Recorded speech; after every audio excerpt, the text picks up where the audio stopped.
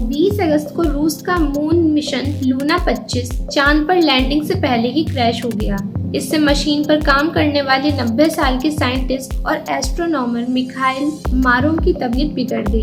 उन्होंने एक इंटरव्यू के दौरान कहा, ये मेरे लिए जिंदगी का सबसे बड़ा सवाल था, इसे झेलना काफी मुश्किल हो रहा है। मारोव सिर्फ लूना 25 ही नहीं बल्कि रूस के पहले किए गए मून मिशन में भी अहम भूमिका निभा चुके हैं। उन्होंने कहा, मेरे लिए ये लूनर प्रोग्राम को फिर से शुरू होते देखने का आखिरी मौका था। इसमें जो भी गड़बड़ हुई उसकी बारीकी जांच की जाएगी। स्पेस एजेंसी रोसकॉसमॉस ने रविवार को लूना 25 के क्रैश होने की जानकारी दी थी। स्पेस एजेंसी ने बताया कि शनिवार शाम 5:27 पर उसका स्पेसक्राफ्ट से संपर्क टूट गया था। प्री लैंडिंग ऑर्बिट बदलने के दौरान इसमें गड़बड़ी हुई थी। लूना को 21 अगस्त को चंद्रमा के साउथ पोल पर लैंड होना था। स्पेस एजेंसी ने कहा कि शुरुआती एनालिसिस के नतीजों से पता चलता है कि कैलकुलेशन से जो पैरामीटर सेट किए गए थे उन पैरामीटरों से स्पेसक्राफ्ट डेविएट हो गया। कैलकुलेटेड वैल्यू जितनी चाहिए थी ये उससे ज्यादा थी। इससे थ्रस्टर ज्यादा देर के लिए फायर हुए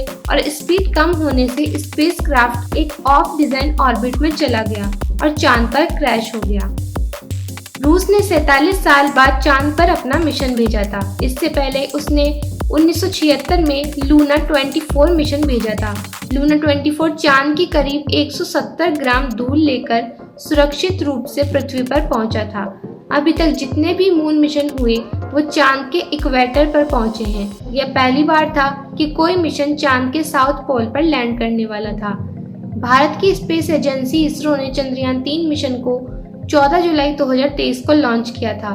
फ्यूल का कम इस्तेमाल हो और कम खर्च में यान चंद्रमा पर पहुंच जाए, इसलिए उसने पृथ्वी की ग्रेविटी का इस्तेमाल किया है।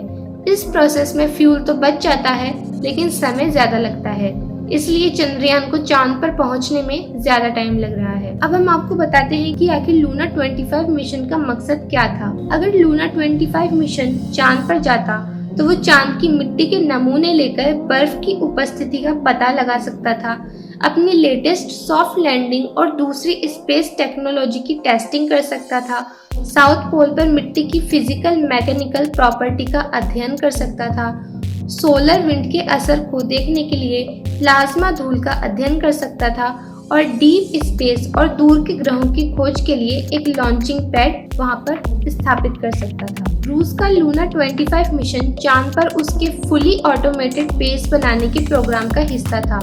रोसकॉसमॉस के हेड यूरी बोरिसोव ने बताया कि 2027, 28 और 2030 में लूना के 3 और मिशन लॉन्च किए जाएंगे। इसके बाद हम चीन के साथ अगले फेज में एंटर करेंगे। इस फेज में हम चांद पर मैन्ड मिशन भेजेंगे और लूनर बेस भी बनाएंगे। लूना 25 चंद्रमा के बोगुस्लावस्की क्रेटर के पास लैंड करने वाला था, जबकि चंद्रयान मैंजिनस यू क्रेटर के पास लैंड करेगा। इसके कोऑर्डिनेट 69.36 डिग्री एस और 32.34 डिग्री ई हैं। इन दोनों क्रेटर्स के बीच की दूरी 100 किलोमीटर से ज्यादा है। अब अगर चंद्रयान 3 मिशन सक्सेसफुल होता है तो भारत चंद्रमा के साउथ पोल पर उतरने वाला पहला देश बन जाएगा।